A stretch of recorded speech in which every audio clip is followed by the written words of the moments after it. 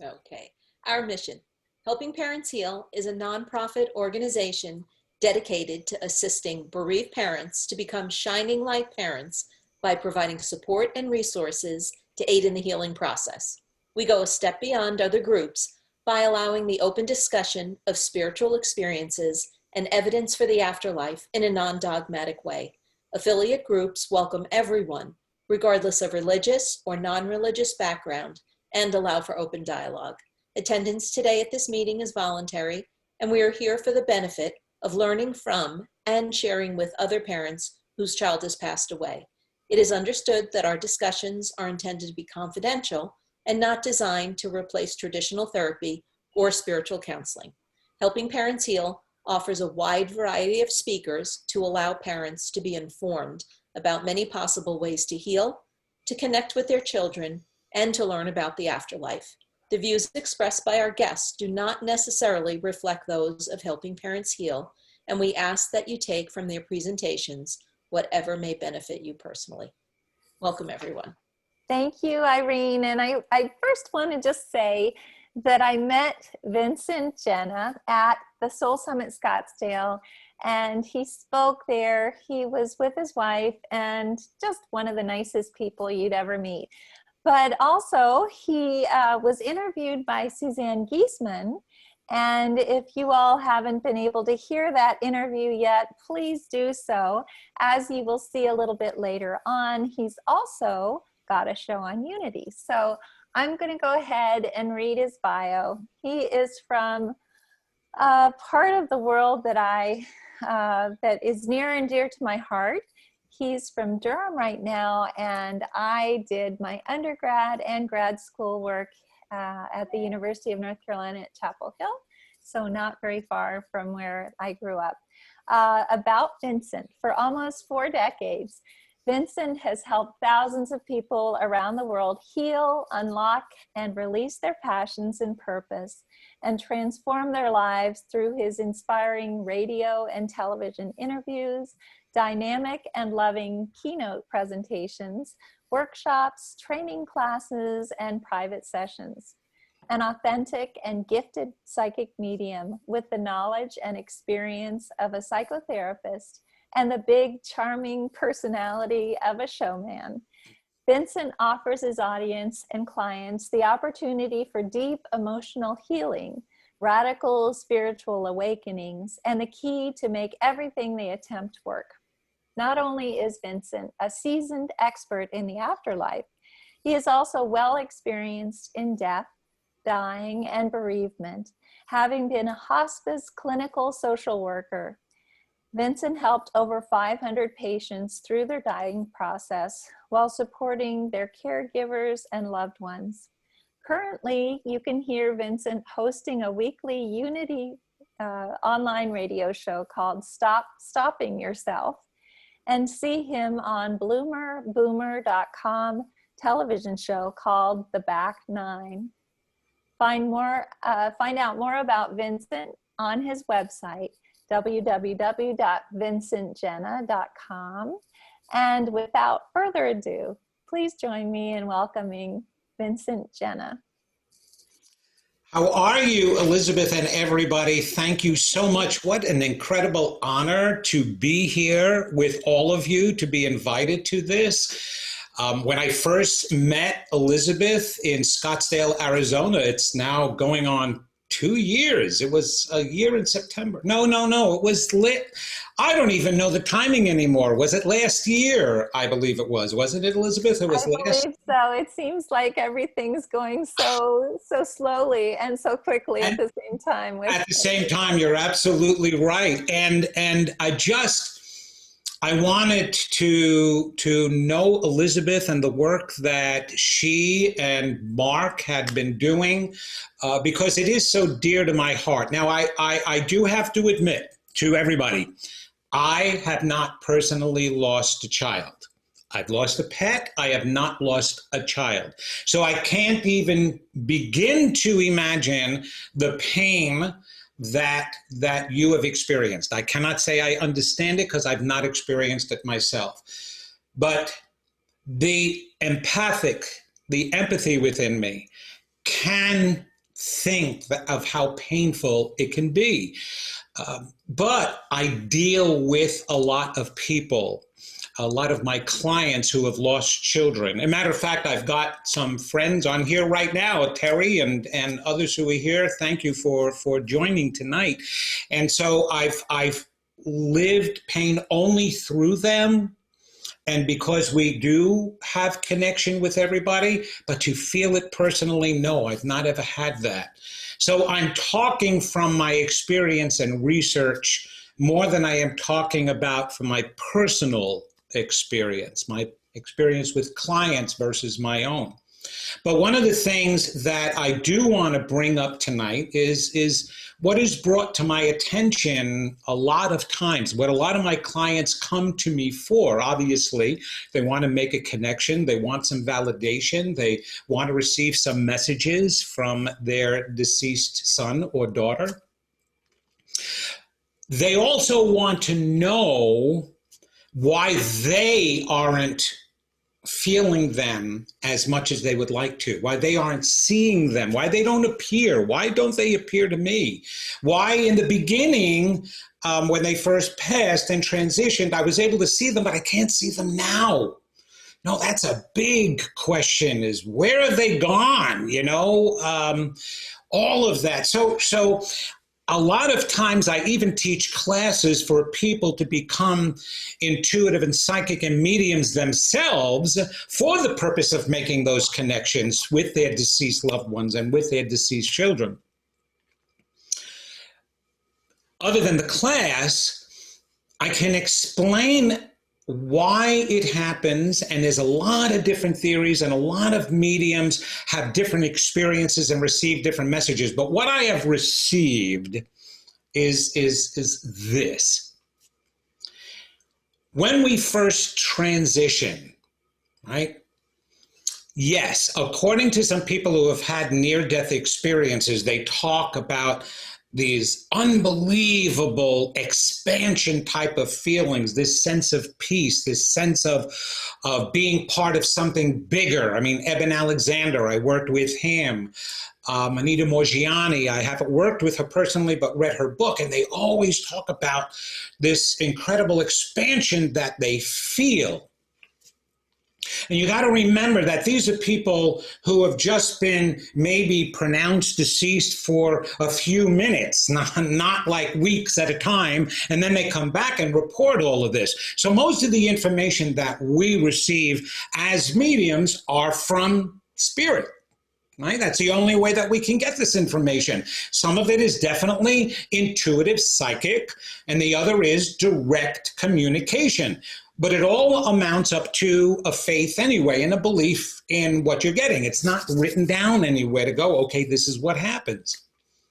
But with the near-death experience people, they don't get a chance to be able to experience what it's like the entire time they are transitioned.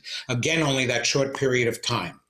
What I've come to know, and definitely it has been written in history and in the past, that when we first transition, we are acclimating, right? We are getting used to getting out of this body. So what I liken it to is this. Think of you're going to a formal black tie affair, right? And both you're getting ready, husband, wife, or couple, whatever you are, right? Getting ready for this party.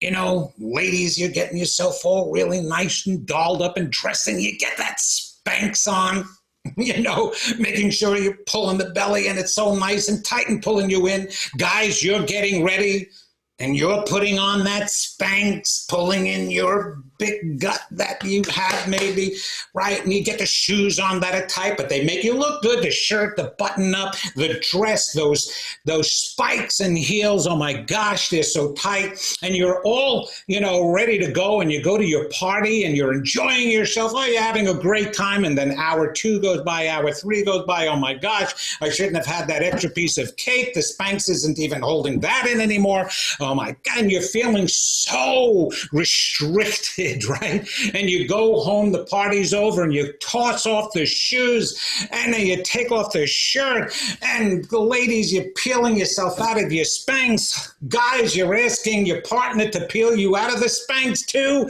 and you just all of a sudden fall on the bed.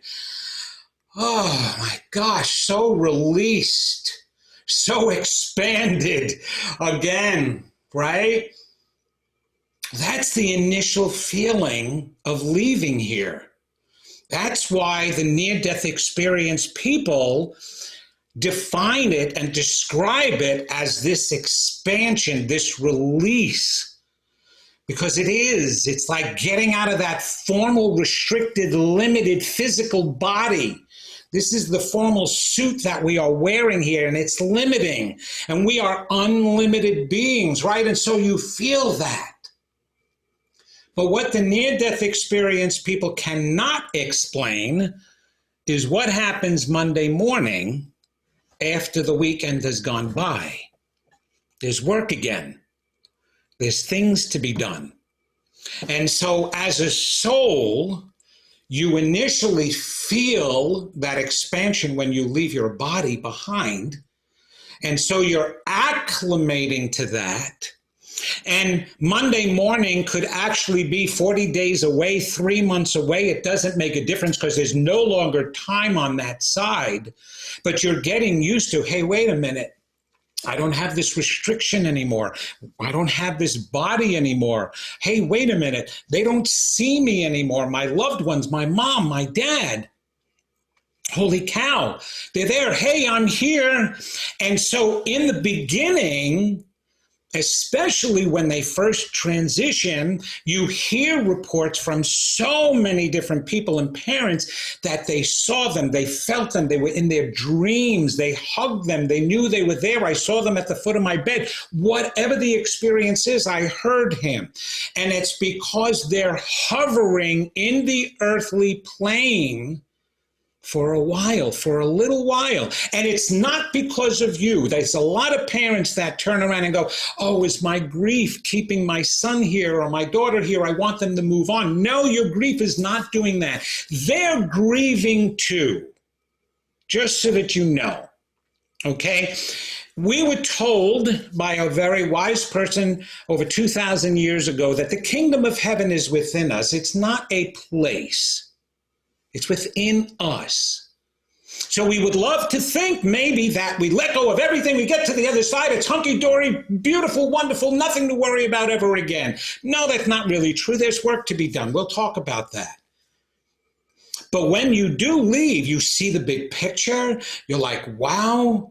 You're feeling their grief. You're seeing they're all crying. Oh, I don't want you to cry. I'm still here. Hello.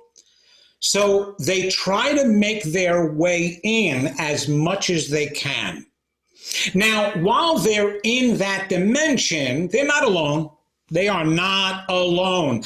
And you've heard so many stories, grandma, grandpa, other deceased aunts, uncles, best friends, a sibling, a parent who left before them. There's always somebody there, a guide, an angel, that they are familiar with. There's always usually, and I can't say always, there usually is a person that's very familiar to the person who just crossed over so that they are comfortable at least knowing someone who is now in a different place that they are now in. So that entire environment is so strange to us when we get there that at least having somebody we know there waiting for us, or they're going, hi, oh, grandma, you're here. It's a lot of grandparents, a lot of times. A lot of parents, if they've gone first, that are there. Sometimes even some grandparents, knowing that their grandchild is going to leave, goes first so that they can be there for their grandchild. That's a wonderful story too, when a grandparent has done that and they're ready, It's not like they left early or anything, but they were ready and they wanted to be there. So there is all that support for them, and the other side allows them, the spirits allow them whenever you're ready. Whenever you're ready, we'll move further on. So they're in the earthly dimensions. Now we know we're in the third dimension. But there is the fourth, the fifth, the sixth, the seventh. There are a few other earthly dimensions that are around this physical realm and universe. Okay? The higher dimensions then are those heavenly places. Those heavenly places. And so while we're hanging around the earth and acclimating and getting the feel for things, there really isn't any, continuous learning or anything like that. It's communication. I want to communicate. Once we are done and feel we can move on, now all of a sudden we leave to go to a different dimension, a higher dimension. When we get to that higher dimension, that actually pulls us a little further away from those that we have left behind here on earth. So now all of a sudden parents, they don't necessarily see their son as much, their daughter as much. What happened? Oh, I was dreaming about him all the time, and now she's not here. He's not here. What's the matter? What am I doing wrong? You're not doing anything wrong. Because the one thing, there's not a lot. There are some mediums who believe in this. If you talk to those tutors and the mediums in England, they have a different philosophy about the other side and what spirits do. My philosophy is that we are all meant to grow. We are all meant to evolve. And whatever that takes, we will do. Like right now, this is only one essence of you. Every single one of you who are on here tonight listening to this Italian guy from New York. And if you couldn't figure that out, by the way, I just mentioned that, okay? I don't think I have an accent anymore. Anyway. We're to grow and to evolve. So when we get on the other side, there's still even more things to learn. There's more ways of growing. And when we're on the other side, we're also being told, that they'll be okay down there. They'll be okay. Don't worry about mom. Don't worry about dad. They're going to be okay. I know they're grieving. I know they hurt. Okay? You can go down whenever you want, but let's do some work here too.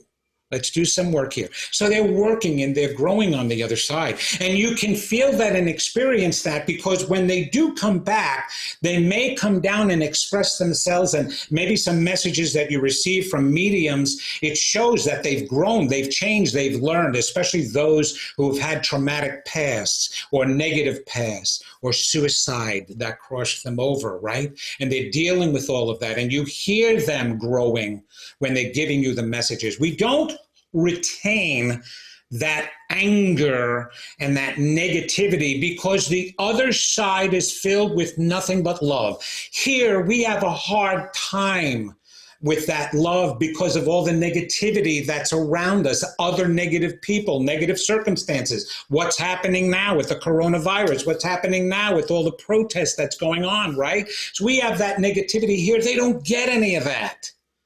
They get love, nonstop love, 24/7. It allows us to process. And that's what they're doing, they're processing. But in the meantime, you're down here wondering why you're not hearing them. Well, there's a couple of reasons. Besides them processing and realizing that you're being watched over, you got great guardian angels down there, down here. Right? I'll go see mom and dad in just a little bit. Let me finish what I'm doing over here. I'm coming down. I'm here, mom. I'm here, dad. So it's not that they're hanging there 24/7 waiting for you. In the living world, are your children, unless they're young, your children, what do? They grow up. They go out into the world. They make their own families. They live. Maybe you talk with them every so often, maybe every day, maybe every week, once a month, whatever. They live far away. They live overseas. They're continuing their lives even though you're connected together. Well, there's a certain amount of continuing that's going on for them on the other side as well. But we down here have something else that could be getting in our way. Okay.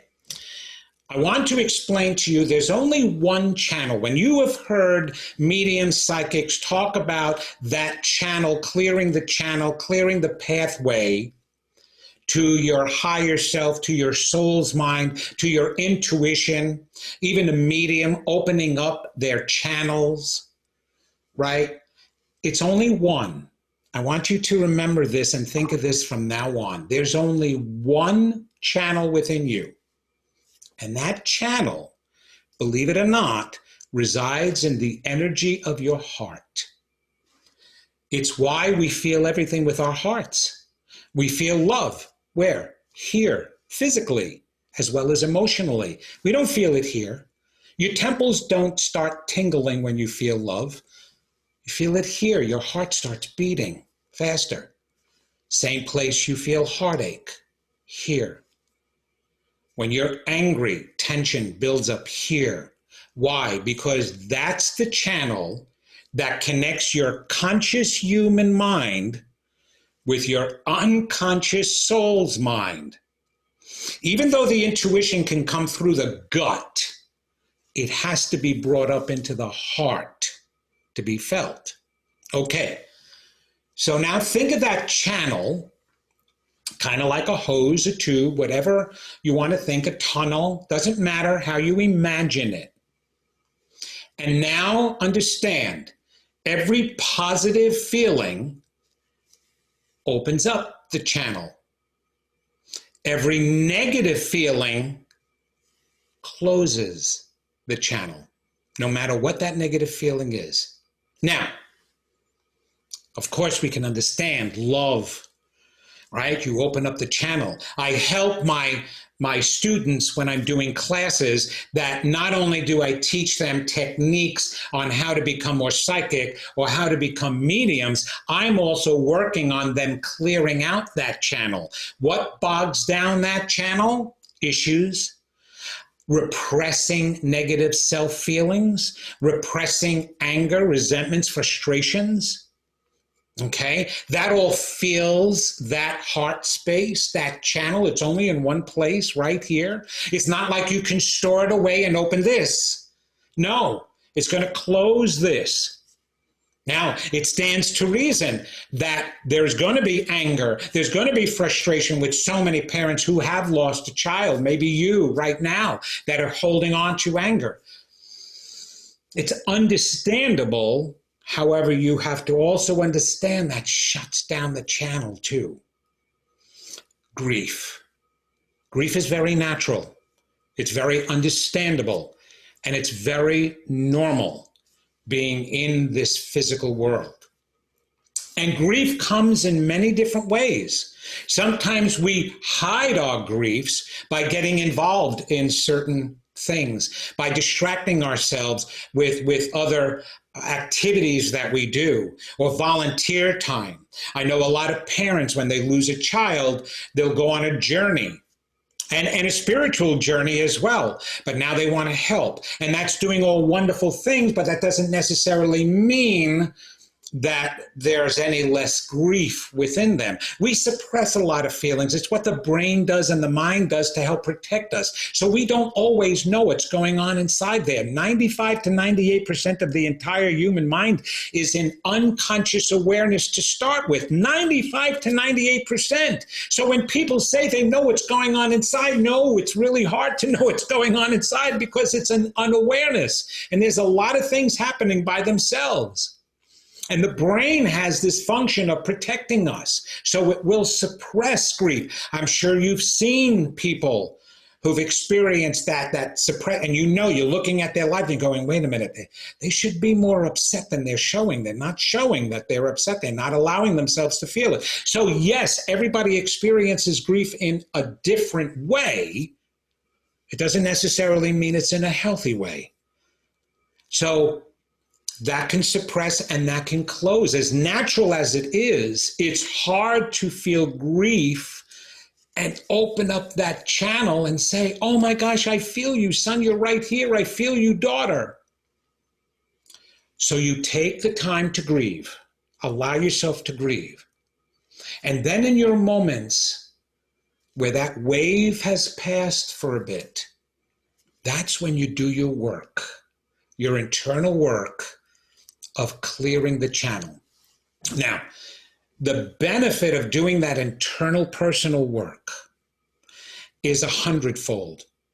I have clients that tell me they feel their child all the time. They don't even need a medium. Now look at me, I'm talking myself out of a job, but that is actually what I'm trying to do. I want to empower everybody not to need me, because that spirit, if that spirit can connect with me, that spirit will connect with you. Just have to learn how. You have to just learn to clear the closet out, to clear that space. And I'm not just talking about your grief of the loss. I'm talking about the grief of your life in general, your past issues that have caused hurts and pains from when you were a little kid, maybe. The issues you went through growing up. Every one of us has a story. Whether it's intense or whether it's minimal, it doesn't matter. It gets in the way. It gets in the way of the channel. And so when people have done internal work, they can actually let go. You can let go of the pain at some point.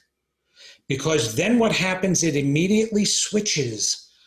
And you go, oh my gosh, there's like a click. Now, this happened to me, not with a child, but with my mom and dad. Now, they did turn out to be like my children. I moved them into my home to take care of them. Mom had Alzheimer's. Dad had dementia. And so, yes, I controlled their entire lives, my wife and I. They were just like our children. Don't we say that? As we grow older, our parents become our children, right? Watch out, all of you out there right now, right? The roles reverse at some point, maybe not for everybody. That's okay. That's good. For my parents, it was like that. And when mom died, it was very painful for me. And I allowed myself, having been a hospice social worker and having been a grief counselor, I understand the importance of healthy grieving and needing to grieve. And allowing yourself to grieve is what's healthy, just so that you know. The way you grieve doesn't matter, but allowing yourself to grieve is what's healthy. So I grieved. I allowed that. And as I was grieving, though, I didn't end it on that negative note. Right? Just because I'm a medium and a psychic didn't take away the pain of the loss. It may have cushioned it a little bit, but it didn't take it away. What I had to do is I had to keep reminding myself, but she's not dead. She's not gone. And neither is my father. And that's how I would end my grieving session. I'd be in tears, I'd watch a movie, and sometimes listen to a song. I would purposely listen to a song because I knew I needed to release, and I would listen to a song that would remind me of my mother and would make me cry, and I would just cry. And then one day, I tried to cry. I tried to grieve, and instead the feeling of, wait a minute, she's not gone. She's here. And you know what? I can feel her more now than when she was alive. When she was alive, there was that human limitedness. Yeah, it would be nice if we could hug each other, but I feel her. I feel an internal hug. And I have parents who have relationships. Matter of fact, when they're celebrating, and there's Thanksgiving, Christmas, any of the Rosh Hashanah, whatever holidays you celebrate, Mother's Day, Father's Day, they set a place at the table for their kid because they expect they're going to be there.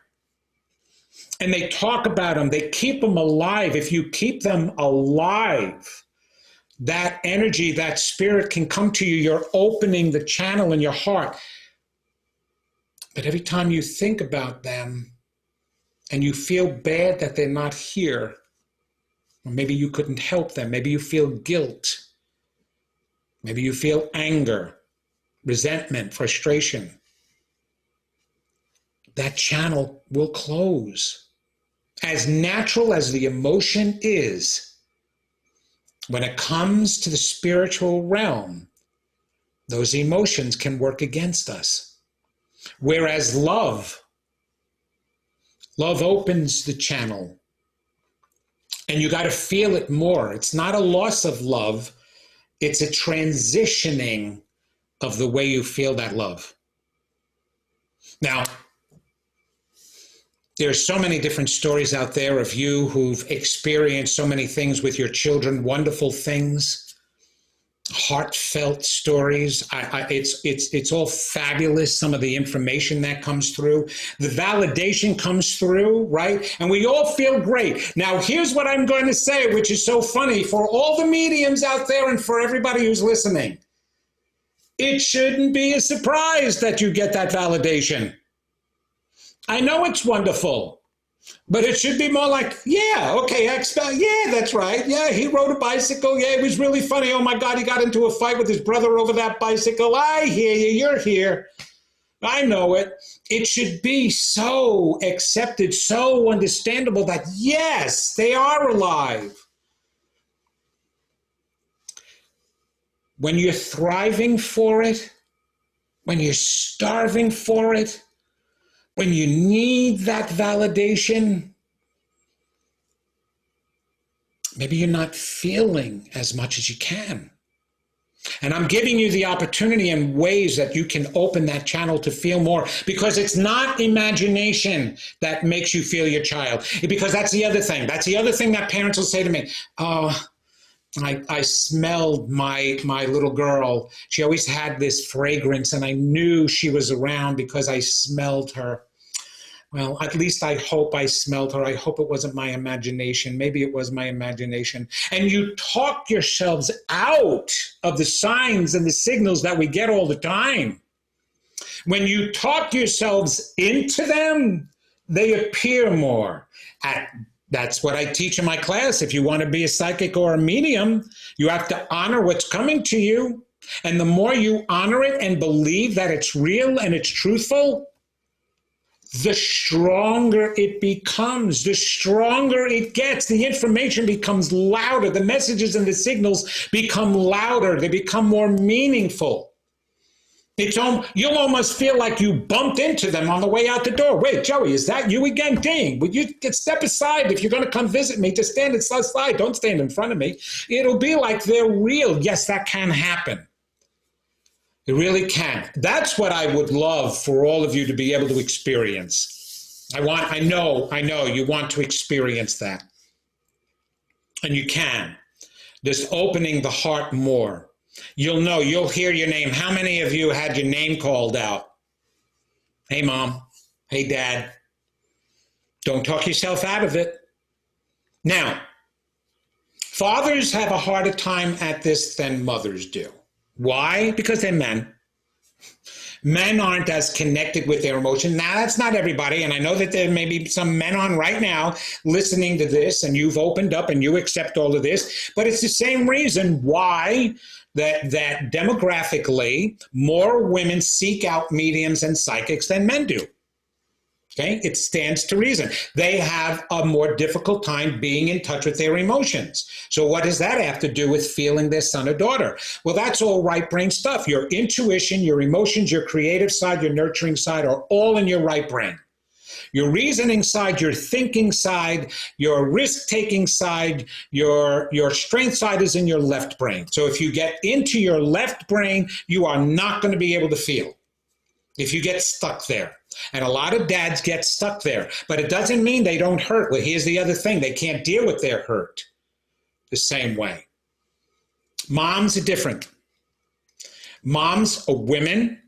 They're automatically in tune with their emotions. And from carrying that baby, the baby that comes out can be disabled. It doesn't matter, right? You're always attached. You're always attached. So moms, you can also help the dads in opening up their own attachment when you open up yours.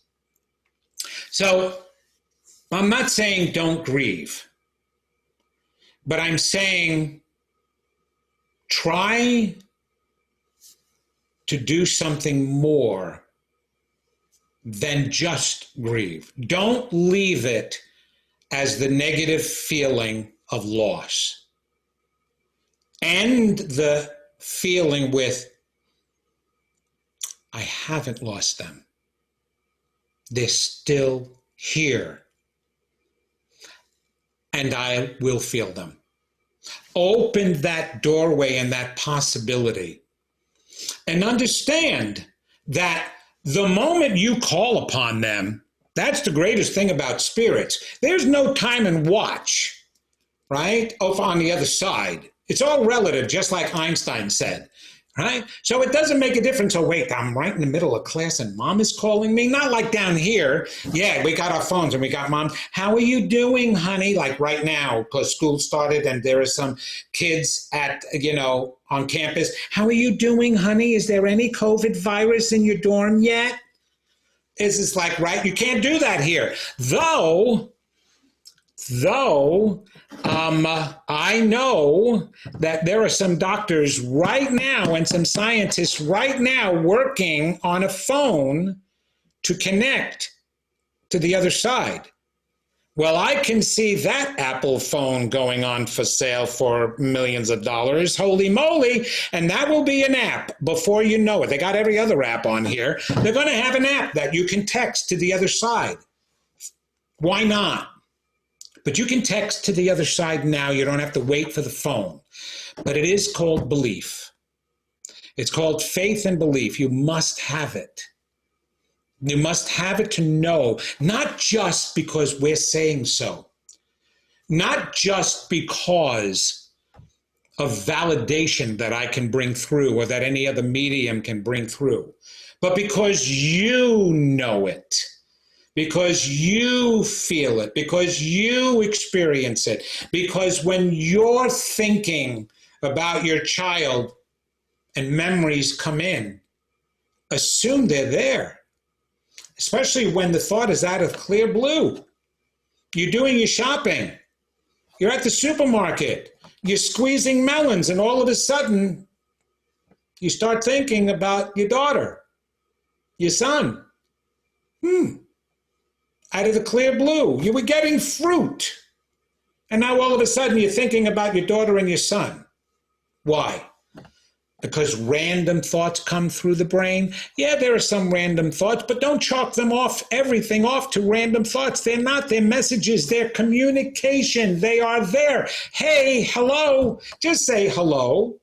Believe me, nowadays you can talk out loud in the middle of a supermarket while you're squeezing a melon. Nobody's going to think you're nuts. There's plenty of people talking out loud. And you don't know. Maybe they're talking to their deceased loved ones. Don't push it off and poo-poo it off as being nothing, as being your imagination, a smell, a scent, a song. Oh, it's amazing. There are so many things that they are capable of manipulating. They're capable of getting a song played. Holy cow, I was just thinking about my friend and that song just came on. That was his song. So put two and two together. Hey, how are you? You're here. Great to see you. Oh my gosh, we were just talking about you. How wonderful. They're in your dreams. How many of you have had dreams when you see them there? There is a feeling within you in the dream that they're not supposed to be there, and you're so excited they are that you see them. And sometimes you can control your dream and go up and give them a hug, but you know inside while you're dreaming that these are people in spirit. I know that happens to me all the time when I get my friends coming to visit me. It's a thrill. It almost wakes me up. It can be so strong. That's because they're visiting. So work on your life as I was talking before. So it's not just a matter of working on your grieving. It's working on the rest of your life to open up and clear out the closet, that channel in there. Right? So that way you can feel. I'm giving you primary lesson 1 on how to become your own medium. That is what we're meant to do here to start with. Experience ourselves in the best way we can and not to leave the negative experiences there. Do something with them. Right? Just like your intestinal system. You take in food, you start the digestive process. And your body starts to pull out the nutritional items and it gets rid of the waste. Well, when we come into life to experience it, we're supposed to do the same thing. We go through our experiences, take out the beneficial stuff, and get rid of the waste, because the waste can back up and get in the midst of your life and close down that channel, which isn't just a connector to a deceased loved one. It's the connector to your highest self. It's a connector to your soul's mind, to spirit, whatever you want to believe in. It's a connector to the greatest part of you. And with that open, you're open to everything that's wonderful in life, that's wonderful in this world. But you have to believe. You have to begin to believe you're more than just this physical body. You have to begin to believe that your child's body is gone, but not your child. And that your son and daughter chose you to incarnate to.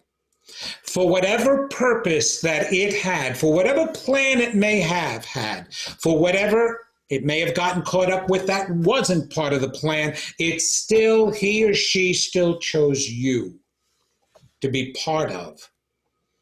And he or she will continue to be part of you forever, because we are part of each other. We are all connected together, and especially when we come down in that connected role.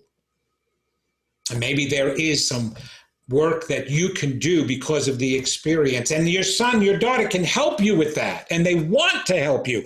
Right now, they are the closest, the veil between here and there is the thinnest it has ever been, because they're so desperate to help us. Because we are hurting here. And we're not hurting here just because of the loss. We're hurting here because of what we're doing to each other, the imbalance of what's going on. And they see that. And they want to help that. And they want to communicate even more so. And maybe you have received even more messages. I know it's become stronger. To me, my colleagues have shared that with me. Oh my gosh, I'm getting spirits coming to me left and right, all over the place. Yes, of course, because they're right here. They're not paying attention to their classes anymore, right? They're not worried about, well, evolving. I got work to be done because I've got to evolve. I may be incarnating again in another lifetime. They're not worried about that. No, guys, we got to come down here. We got to be right next to them because they need us. So you just have to open that door a little for them to come through. Just do some of the work. They'll come through. That's the magnificent thing about all of this, is that they're right there ready to come through.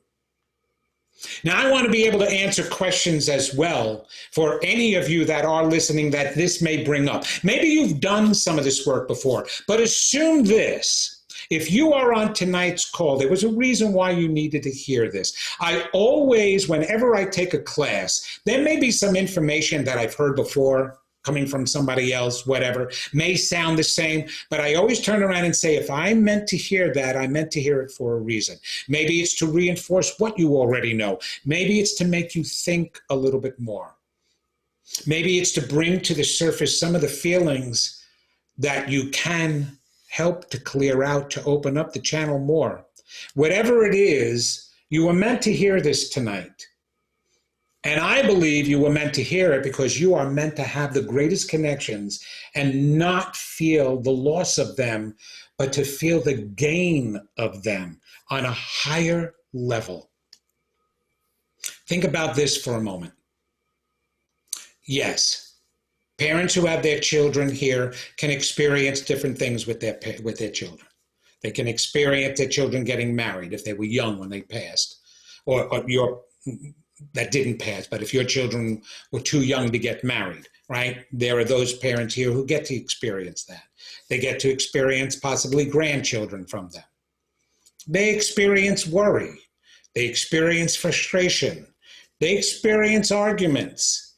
They experience, what the hell are my children doing? I have no idea. What are they doing to those kids? What are the choices that they're making? They get to experience all of that. Yes, that is all wonderful and true and good.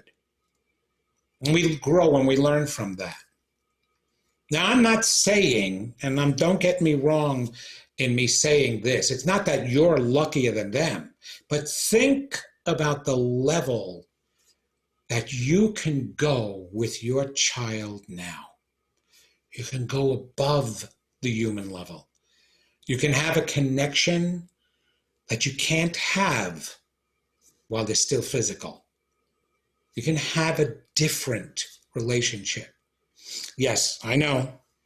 I can't imagine that being able to hug them still. You'd give anything for that. Okay?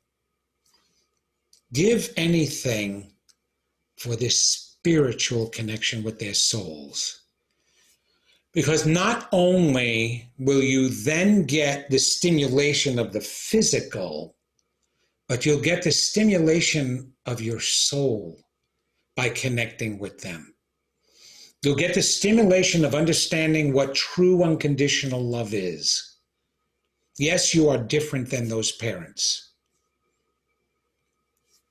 but there is definitely more for you, and your children want to bring you more, and I know you're going to gain more. Some of you have already. And some may even step out into the world to help others. You've brought each other to this organization. You may help each other in support networks, right? Open that up and continue to open that up and feel the energy, feel the soul of that child that you gave birth to here on this planet, that you had an arrangement with soul to soul before you even came down here. And now you have a different connection, and that connection can expand. Keep going, keep thriving, clear and open that channel in your heart and allow them to come in that much stronger in your life. It'll be there.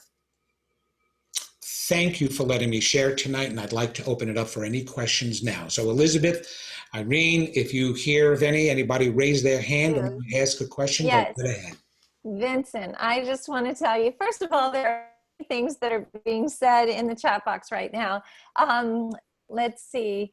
Johnny is saying, I love this. Andrea is saying, this is amazing from the heart. Love this. Wow. Carol is saying, Vincent is amazing. Thank you, with 3 hearts after that. Iris is saying, I agree. He is awesome. Beata is saying, so much positive energy and such wonderful life force. And then Antoinetta is saying, thank you. I did ask my son to start working on a text app from the other side. So she's working on that with him. Diane is saying, positivity is the way. Nancy is saying, his energy is infectious. My boys have been making the light flicker like crazy while he's been talking. A big yes vote. And then Teresa is saying, I asked my son to send me a song when I got in the car and it played Mama Knows. I told him thank you. Adriana is saying, thank you from my heart. Really love it. Carol is saying, Vincent missed his calling. He should have been a professional motivational speaker. Love this guy. Wow. In capital letters. So you are a motivational speaker as well, though, I know. Teresa is saying, Vincent is wonderful. Lindsay is saying, that's beautiful. Thank you for that.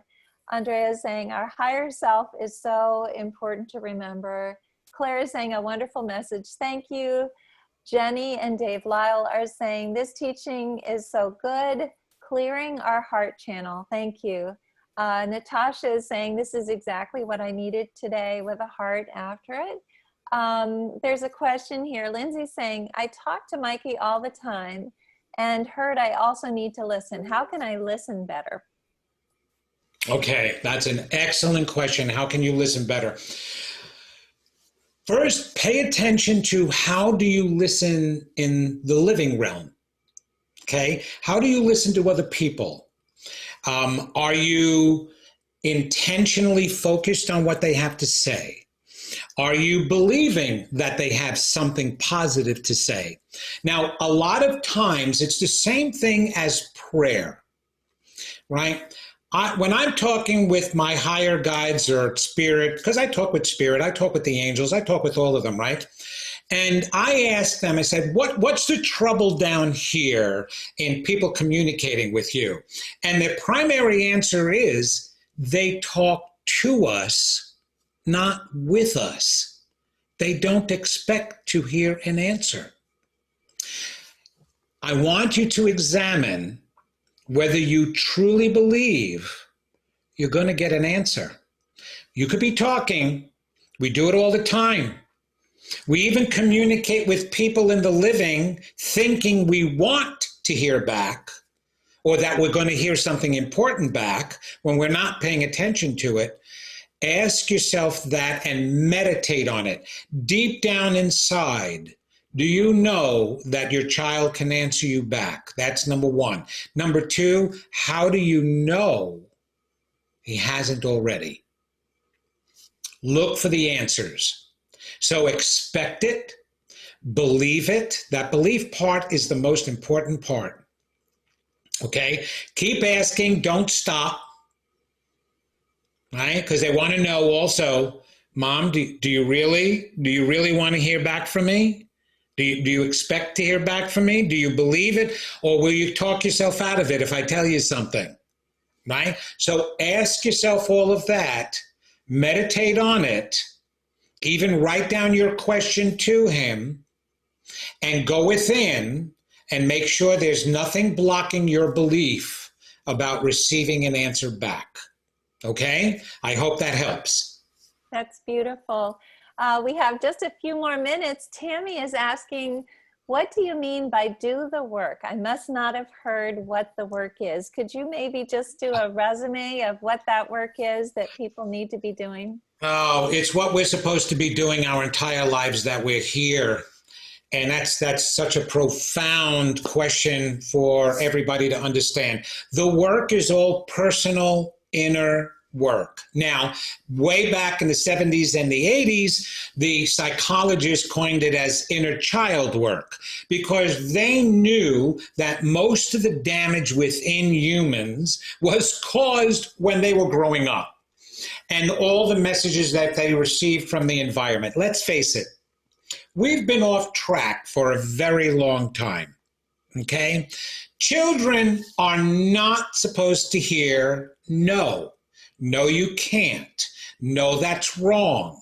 No, they're supposed to be guided into making right choices, but they're supposed to be nurtured. We require a lot of attention. We do. It's the reason why way back when the community raised the children. Why do you think we can have children at 13 years old? We're not supposed to be parents at 13 years old. Now, isn't that a terrible trick for evolution to play on the human body? Oh, you can have a baby at 13, but you're not old enough to raise it. No, we were supposed to have children, and we did have children at 13 years old, but we weren't the ones to raise it. The entire community raised that child. So think of the amount of love that child had gotten, the amount of attention. We have not had that kind of attention for ages, for centuries. Okay, for millennials, however long, we're here 11,000 years. Understand we've messed up in that 11,000 years for a very long time. So what the work becomes is the damage and the wrong information we received as children. I have a wonderful workshop that's out there on my website online. It's called God, It's Not Working, and also Stop Stopping Yourself and Become Unstoppable. The entire foundation of the work that I've done in 37 years of research is all put into that material of how we have different beliefs. The set of beliefs we have that we think we're functioning by right now are actually a protective mechanism of beliefs that was falsely created by a portion of our mind to protect us from what we're really believing about ourselves. But the underlying part of what we really believe about ourselves is, I'm not good enough, I'm not worthy, I'm not smart enough, I'm not deserving, I'm not lovable. The I'm nots. That's the first set of maladaptive beliefs that were ingrained inside of us. And I call that the environmental made mind that harbors those beliefs. I say it's the environmental made mind because when you're that young, the experiences you have from the environment set that tone, set those beliefs, the way you're treated.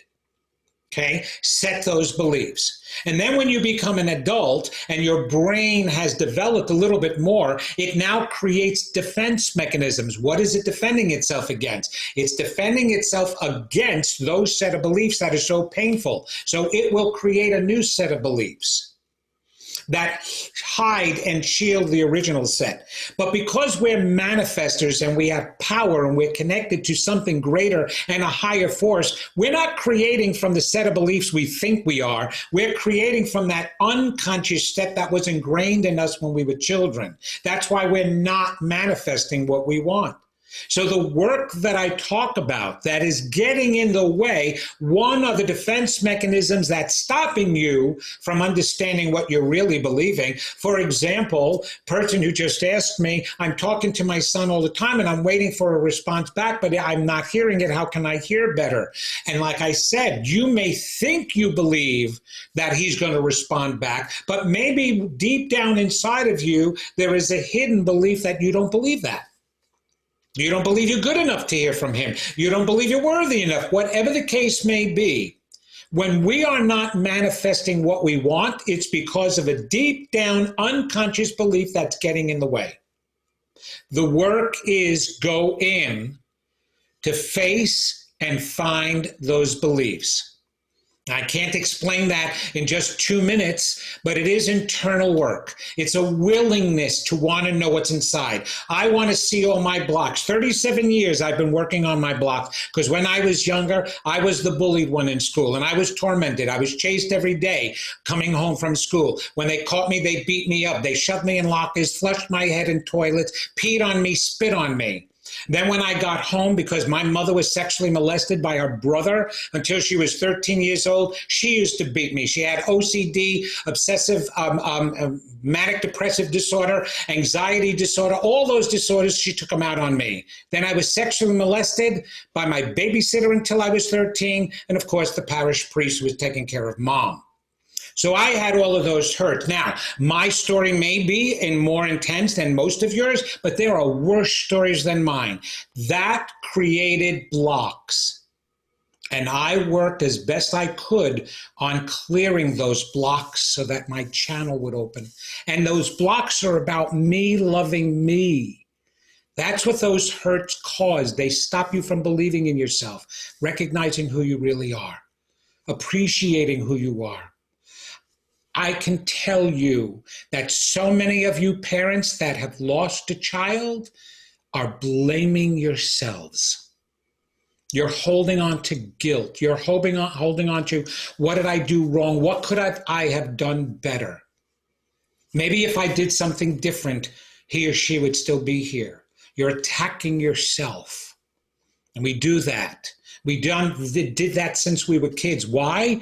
Because we were blamed since we were little kids. That's your fault. Oh, who broke this light? That's your fault. Oh, your brother is got in trouble. That's because of you. Whatever the case may be, we were blamed. We were put down. We were torn. It doesn't matter. We received the wrong messages. That's the work that needs to be done. Now, here's the simple thing. It's a simple process of going within. I want to know what I'm really believing, and I'm going to change those beliefs.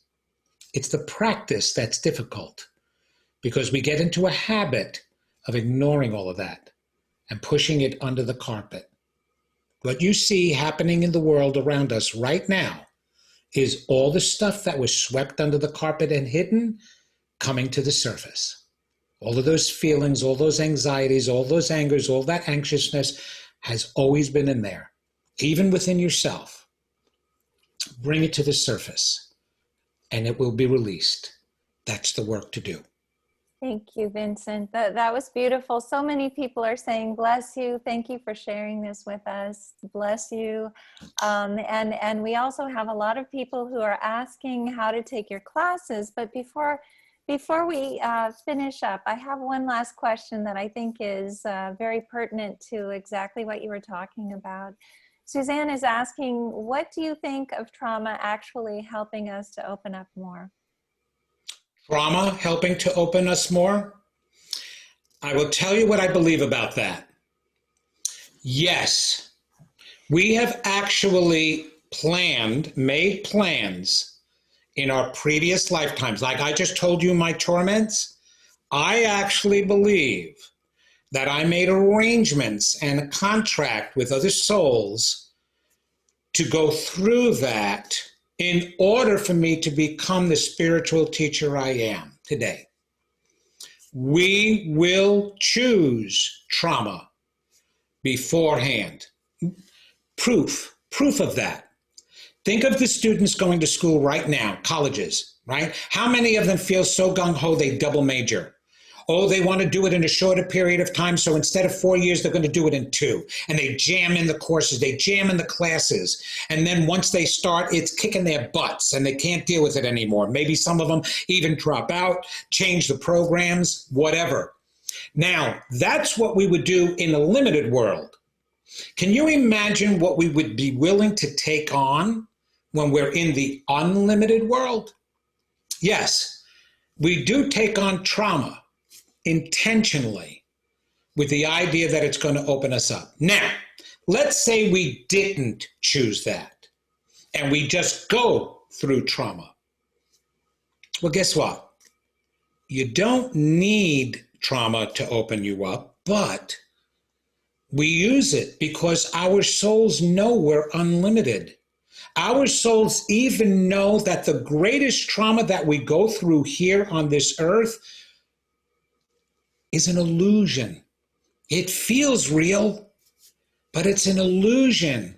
And it's why we can turn a trauma into something positive. The old adage, they throw you lemons, make lemonade. Of course we're going to make lemonade on this limited earth because we're unlimited beings and unconsciously we know that about ourselves. But do we have to go through the trauma? My belief is no. We don't need trauma to evolve. We use trauma, but not everybody. And here is all the protests, all the rioting that you are seeing today are people who have gone through trauma and could not turn it around into something positive because it was too painful for them. So trauma has its way of either working for us or against us, depending upon the level of your soul and where you are in the choices that you make in life. But it's not necessary. Okay, well, thank you so much, Vincent. This has been wonderful. I want to just tell you that we do have a lot of people who are interested in taking your classes. Will you send me your information so that I can, obviously I have your website. Is all of that information on the website? It is on. As a matter of fact, I am starting a psychic class tomorrow evening. Okay, wow. Yes, it goes for the next 4 weeks, Thursdays, 3 hours a night, and it's Become Your Own Psychic. And if you go to my website at vincentgenna.com, you'll find in the events how to register, what you'll be learning, all there. And so, yeah, there's still time to join. Okay, that's wonderful. Thank you. And thank you all for being here tonight. And I am just so glad that you were able to join us, Vincent, all the way from Durham, North Carolina. I also want to let everybody know that tomorrow night we have Kim Courtney, unless you are signed up for Vincent's class. Right. So if you're signed up for Vincent's class, we will excuse you and it's not a problem. We will be recording that tomorrow as well, so you'll be able to see it later on. But thank you. I see everybody's checking out your website in the chat box. Everyone is saying thank you. So we always ask everybody to unmute themselves and say thank you and goodbye. So please go ahead, everyone, Thank you. Thank It was Just great. as Thank you. Thank you. Thank you so much. Very motivating. Thanks so much. Thanks, Mindy. you. I Thank love you it. very You much. all for being here.